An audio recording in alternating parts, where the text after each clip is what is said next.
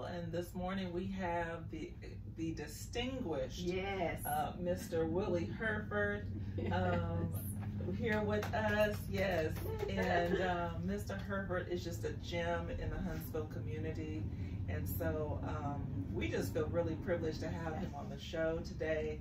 And so Joy and I will be throwing a couple questions at you, Mr. Hereford, and we know that you're able to handle them. Well, I'm old enough. I just hope I can remember.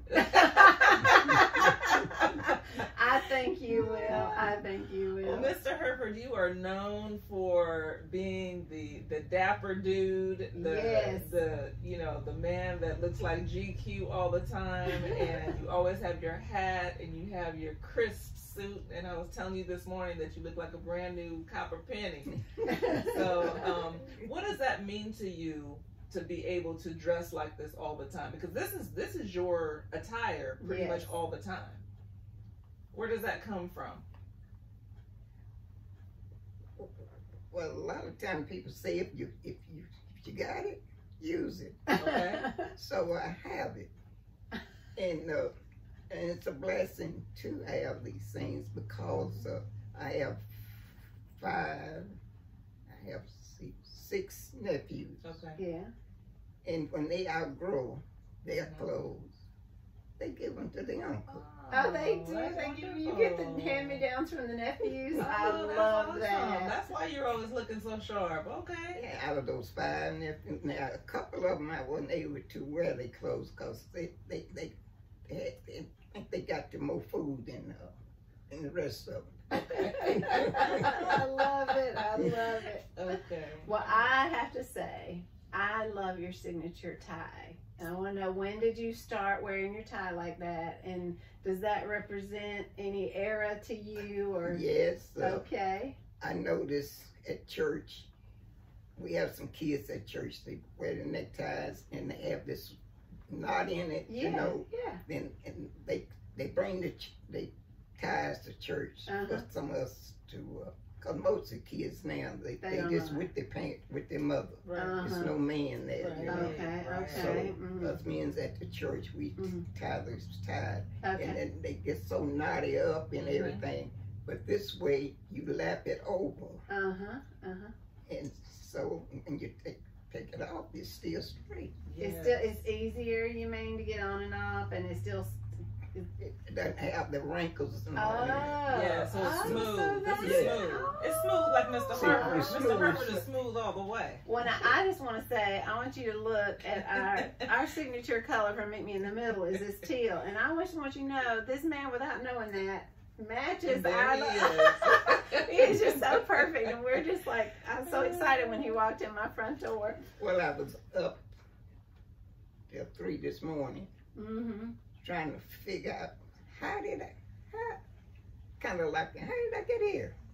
I asked Sarah on the phone. I said, what is this all about? And she explained to me, say, well, it's not about the house. I'm quite sure. I thought she had some houses for me to go and look at, you know. We're just going to be shopping for some houses, you know. Yeah. Because when I got to my car this morning, that somebody had left a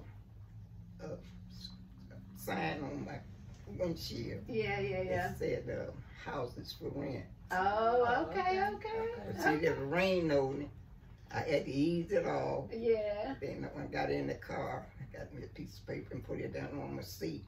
And so that's where it's at now. So I take care and I check that out. Since I'm going to be in the house after I leave here today. That's right. Yeah, I know. My plan was today and tomorrow was house shopping. Yes.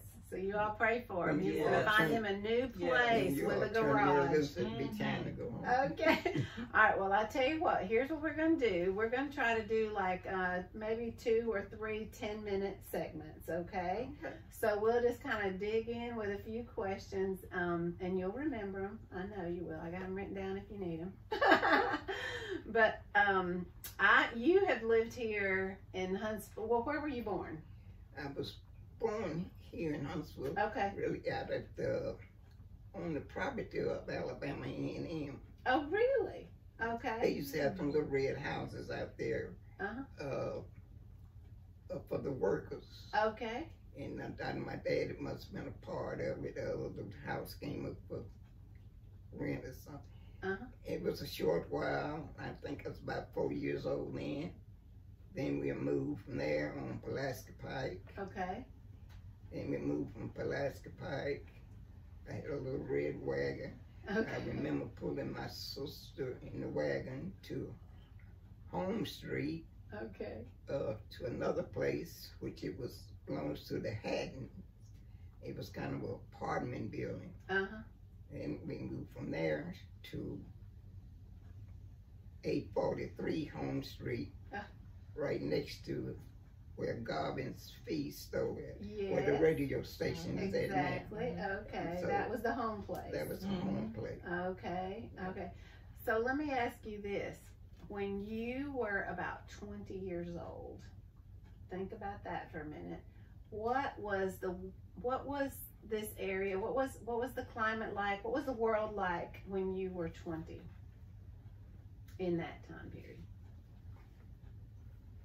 Well, I would always do about 3 jobs. Oh, really? Okay. I got off on one job, I go on another.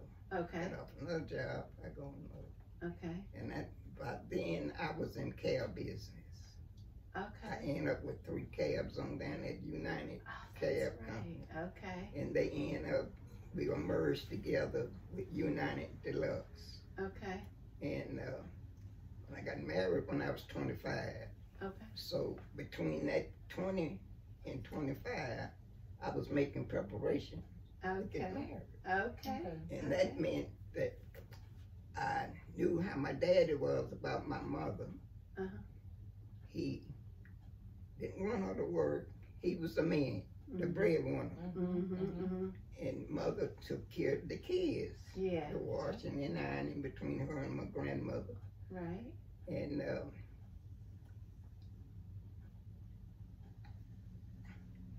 And the money that you was making, it went a long way because things was cheap. Okay. Because you could get a loaf of bread for 5 cents, you know. Wow. And you buy 25 cents worth of bologna, you get a third. Seemed like you could get a third of a stick of bologna. A third of it, you know. Okay. And I done everything from picking cotton. I worked at a department store downtown, and they were closed on Wednesdays. We was off half a day. Mm-hmm. Well, my grandmother's in the cotton field out here, just out the west side here.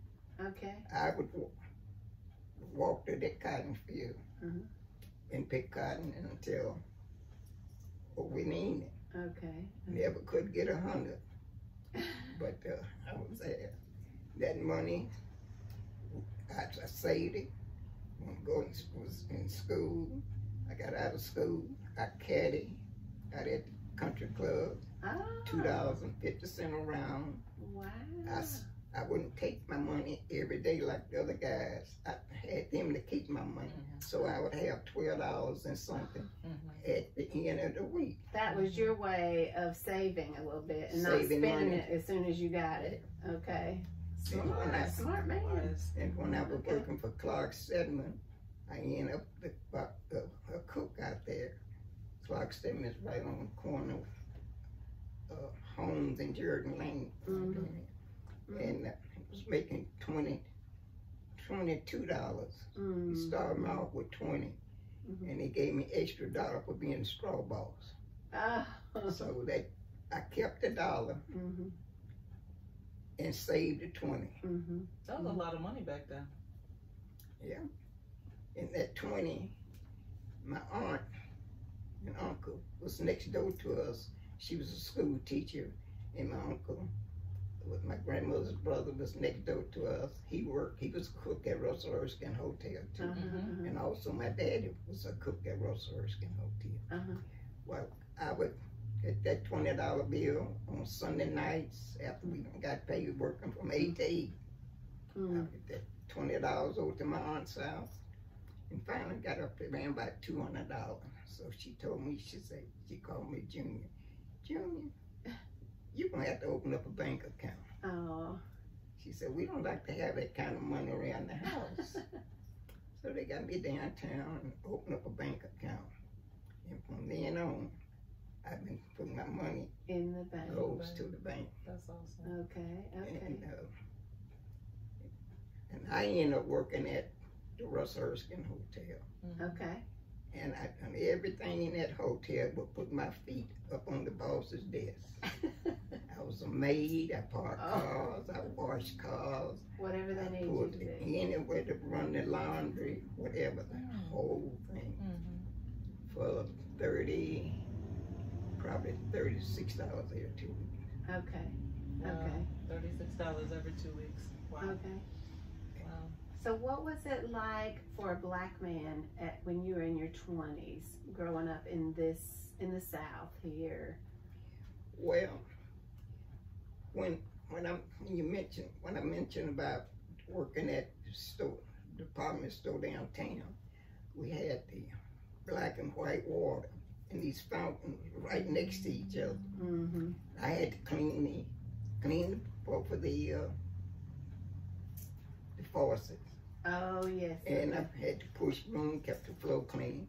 I was really what they call a stock boy. Okay. And anytime the ladies upstairs needed something, I had to bring it up to them, you know. And that was one day I would go there, clean the water fountain. I said I would taste me some of that white water. Good for you. And was it any different? But I was saying, man, I found that water different than black water. Well, you know what's interesting is that you weren't supposed to drink from the white water fountain, but you were expected to clean the white water fountain. Yeah. That's really interesting. Yeah. You would think that they didn't want you to touch it at all. Well, my grandmother, she had to go to, now she worked at this place. Well, matter of fact, her job was at where the team center at in Sparkman Home. Oh, okay. And that was outside of the city limit then. Oh. We was outside the city limit. Okay. City limit in where Garvin's store at now. Which they was on the other side of the street at that time. Okay. But that's where the city limit in. And outside of that, this was, we had a well on our back porch, and you had an outdoor toilet, and your trash, you had your own trash pile, because you burned most of all your stuff back there in the back. Right. And the city dump was right across the railroad track. Okay. On the left hand side, you cross the track there. Okay. It's a lot of people in our neighborhood, they would get their shovels and things and go and get food out of the trash that they be done throw away from different grocery stores and stuff. Okay. We had a lot of people in our neighborhood who had to do that to provide. Now, did people have like gardens and stuff back then too? We had chickens. Okay. And grandmother had a garden. Okay. Mostly, the things that you would have to buy was flour and sugar and meal and stuff like that. Okay. But anything that you could grow, grandmother put it in the ground. Okay. That's a lesson to us today too. I know, right? We need to grow our own things. I know. It has. You don't have to worry about all this chemical stuff in it. Right. And the chickens have a good taste to them. Yeah. Chickens don't have no taste in them because they were raised in a factory and they just putting this stuff in them that makes them baby chickens. It's ready to eat in a few weeks. And you can taste the difference. Yeah. Okay. And we had people wasn't getting sick like this. And plus the doctor, you didn't have to go to the doctor. The doctor come to your house. So when you said people weren't getting sick the way that they are now, what has kept you, because you're around, 60 something years old, right?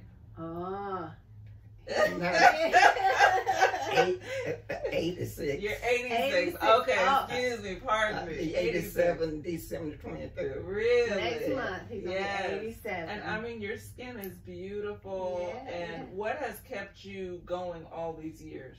Well, when you sit down, when you sit down doing nothing, you was kind of like putting a tray of water in the refrigerator. You just freeze up. That's So a great analogy. Great analogy. But see, you got to keep active, keep the blood flowing. That's why I said I want a garage. Yes. Yeah. So I can be out in my garage, get out of the house. Yes. The house is for sleeping and entertaining. But when you want to be by yourself, you out there, and I have a lot of things that I would like to work on that I haven't been able to do. Right.